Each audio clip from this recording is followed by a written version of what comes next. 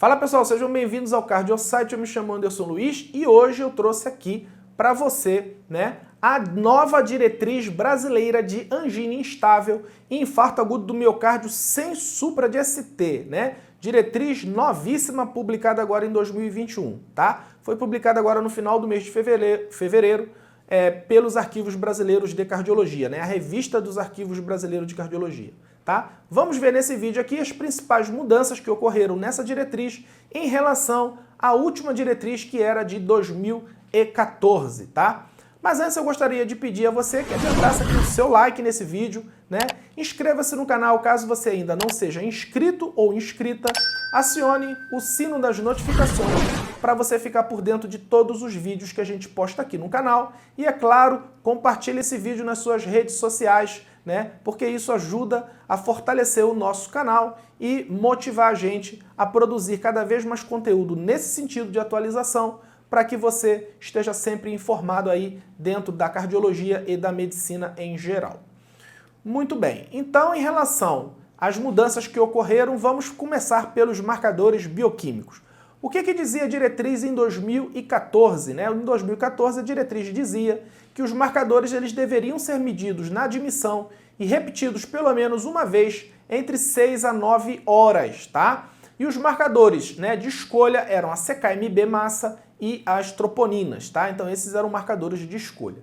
E também, caso o paciente ele chegasse à sala de emergência, com sintomas de angina, com menos de 6 horas, tá? Estaria também indicado a dosagem da mioglobina e da troponina ultrassensível, tá? Então, em 2014, se o paciente ele chegasse com uma dor anginosa, uma dor torácica, sugestiva de angina, deveria ser coletada CKMB e troponina na admissão, repetido 6 a 9 horas, desde que o valor da primeira dosagem fosse normal ou discretamente elevado, tá? E caso o paciente se apresentasse com menos de 6 horas de sintomas, poderia também acrescentar aí a mioglobina e a troponina ultrassensível, ok? Então isso é de 2014. E o que diz a diretriz de 2021?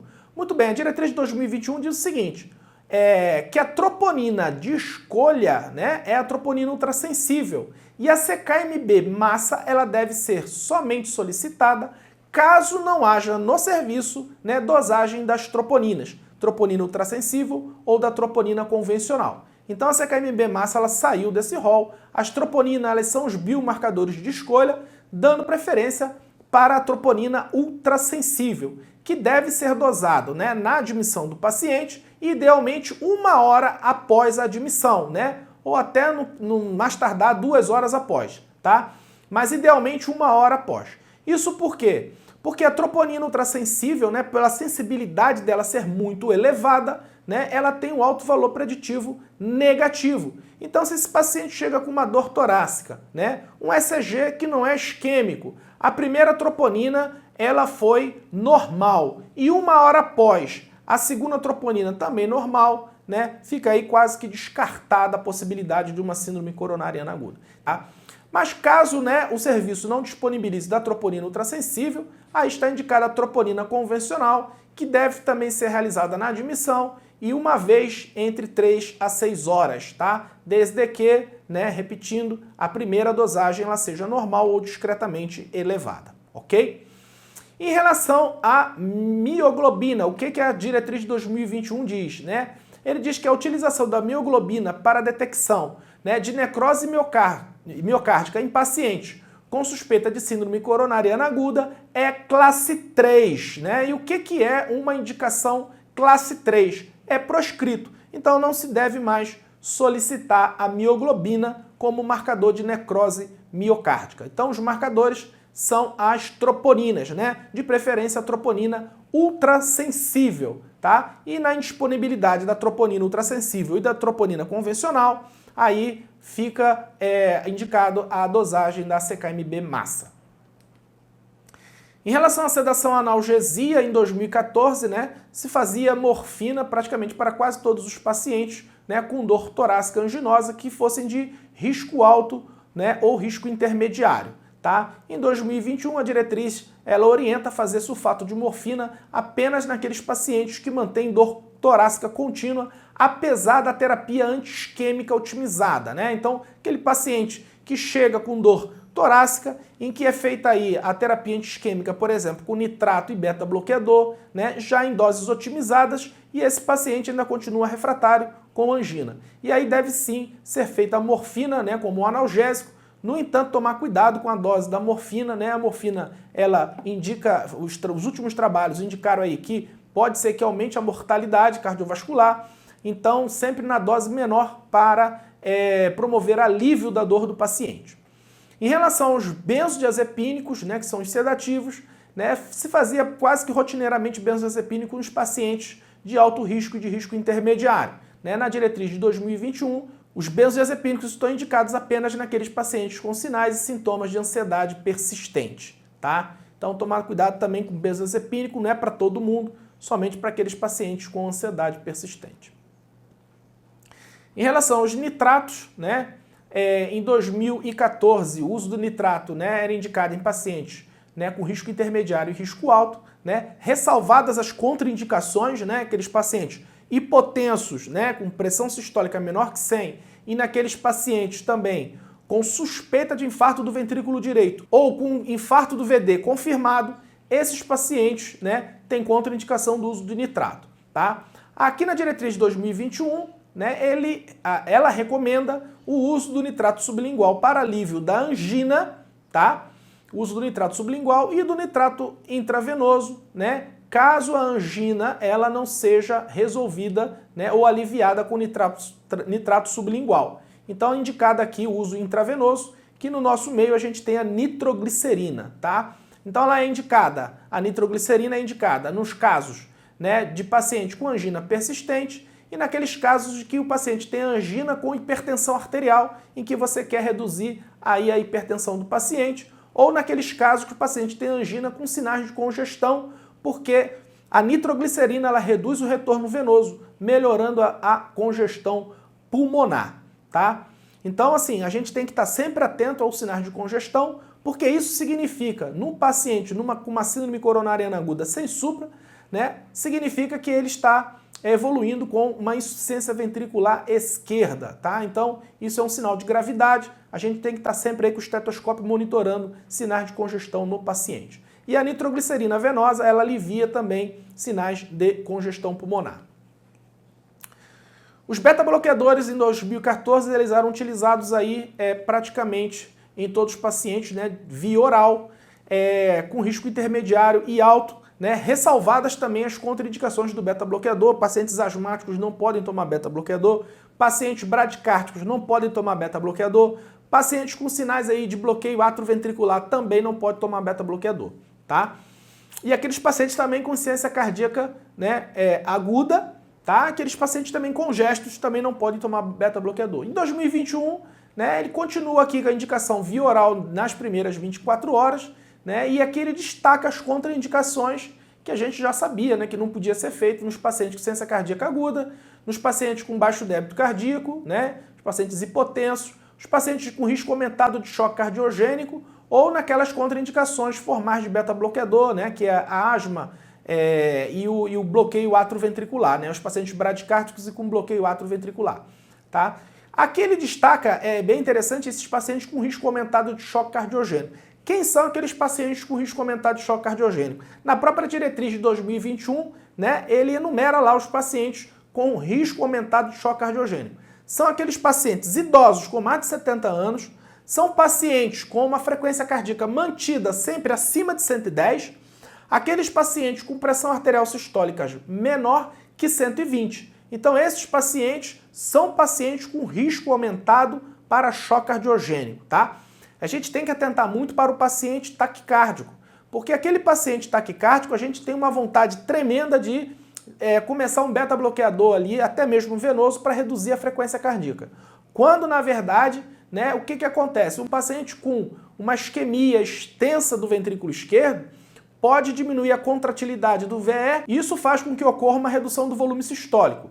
Essa redução do volume sistólico cai o débito cardíaco. E o coração, para manter o débito cardíaco, o que ele faz? Aumenta a frequência cardíaca. Se a gente lembrar lá da fisiologia, né, débito cardíaco é igual a frequência cardíaca vezes volume sistólico. Se o volume sistólico cai por conta da contratilidade, o coração, para manter o débito cardíaco, eleva a frequência cardíaca. E a gente fica muito tentado a reduzir essa frequência cardíaca, que na verdade é o que está mantendo o débito cardíaco do paciente, tá? Então esses pacientes taquicárdicos, pacientes com mais de 70 anos, com pressão arterial sistólica menor que 120, atente para esses pacientes porque eles têm risco elevado de choque cardiogênico. Em relação do uso de antiplaquetários, em 2014, né, estava indicado aí o tienopiridínico, né, clopidogrel, para aqueles pacientes alérgicos ao AS. Então, o paciente que tinha alguma alergia, alguma contraindicação formal ao ácido acetil salicílico, né, a indicação era substituir pelo clopidogrel. Aqui na diretriz de 2021, os pacientes alérgicos ou com alguma contraindicação absoluta ao uso da aspirina, do AS, está indicada a monoterapia inicial com o inibidor dos receptores P2Y12, né, que o uso preferencial fica para o ticagrelor ou prasugrel. Então, 2021, paciente é alérgico ou tem alguma contraindicação absoluta para o uso do AS, né, ticagrelor ou prasugrel para substituir o AS como monoterapia inicial, tá certo? Muito bem, em relação aos anticoagulantes, né, houve aí uma mudança, né, era indicação 1A, né, tanto a heparina não fracionada como a heparina de baixo peso molecular, tá? Indicação 1A. Como é que ficou na diretriz de 2021, tá? A gente vai usar preferencialmente, né, heparina não fracionada para aqueles pacientes com disfunção renal grave, né? E como é que a gente classifica um paciente com disfunção renal grave? É aquele paciente que tem um clírice de creatinina menor que 15 ml por minuto, tá? Então, paciente com clírice menor que 15 ml por minuto, heparina não fracionada, tá? E para aqueles pacientes também muito obesos, né, com peso acima de 150 quilos, também está indicado o uso da heparina não fracionada. E a enoxaparina? A enoxaparina, ela vai ser utilizada para pacientes sem disfunção renal grave, né? Ou seja, aqueles pacientes que não têm um clírice, no caso, maior que 15 ml por minuto, tá? Maior que 15 ml por minuto. Aqui ele quer dizer que quem tem disfunção renal grave são aqueles que têm um clírice menor que 15 ml por minuto. Então a gente vai fazer a enoxaparina naqueles que têm um clírice maior que 15 ml por minuto, tá? E aí o que acontece? A gente vai fazer para os pacientes que têm, né, um clírice de creatinina maior que 30 ml por minuto, a gente vai fazer a dose de 1 mg por quilo de 12 em 12 horas, tá? Se o paciente tiver menos de 75 anos. Então, para aqueles pacientes com menos de 75 anos, né, e que tem um clírice de creatinina maior que 30 ml por minuto, a gente vai fazer aqui 1 mg por quilo de peso de 12 em 12 horas. Caso aí o paciente tenha 60 quilos, né, 60 mg de 12 em 12 horas.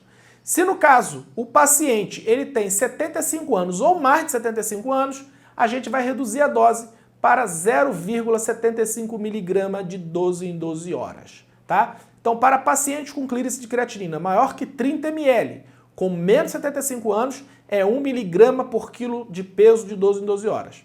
Se ele tem 75 anos ou mais, é 0,75 mg de 12 em 12 horas, tá? Lembrando que o paciente ele tem um clírice maior que 30. E caso o paciente ele tenha um clírice de creatinina entre 15 e 30, se ele tem aqui entre 15 e 30, né, independente da idade dele, a gente vai fazer 1 mg por quilo de peso de 24 em 24 horas, tá? Sendo que o máximo, é claro, 150 mg, né? Porque se o paciente tem mais de 150 quilos, eu não vou mais usar enoxaparina, eu vou usar aqui o quê? Heparina não fracionada, tá? Então aqui, se o paciente tem um clírice de creatinina entre 15 e 30, tá? Independente da idade dele, a gente vai usar 1 mg por quilo de peso de 24 em 24 horas até no máximo 150 mg, ok? E por quanto tempo que a gente utiliza heparina de forma plena? Bem, a gente vai utilizar heparina de forma plena, né, até a revascularização do paciente. Então, no caso, por exemplo, o paciente foi admitido, foi iniciada aí a enoxaparina 1 mg por quilo de peso de 12 em 12 horas, ele fez uma angioplastia, sei lá, 48 horas depois e colocou um stent. Pronto, ele já revascularizou, né? A gente já pode suspender, no caso, a enoxaparina, tá? Caso esse paciente não seja revascularizado nesse período, a gente vai usar a enoxaparina na dose plena no máximo até 8 dias, tá? Ou então, se o paciente tiver alta antes de 8 dias, a enoxaparina também ela pode ser suspendida, tá? Então, enoxaparina até a revascularização. Caso o paciente não vá para a revascularização, no máximo 8 dias de enoxaparina em dose plena, né? E pode suspender caso o paciente tenha alta antes de 8 dias, tá certo? Então essa aqui é a indicação da enoxaparina. Ficou mais bem detalhado em relação à diretriz de 2014. Bem, então era isso que eu tinha que dizer aí em relação a essa nova diretriz de angina instável e infarto sem supra 2021. Espero que você tenha gostado. Se você gostou, deixa o seu like aqui nesse vídeo, né? Inscreva-se no canal caso você não seja inscrito ainda, acione o sino das notificações, né, para você ficar por dentro de todos os vídeos que a gente posta aqui no canal. E é claro, compartilhe esse vídeo nas suas redes sociais para ajudar aqui o canal do CardioSite. Espero realmente que você tenha gostado, um forte abraço e até a próxima!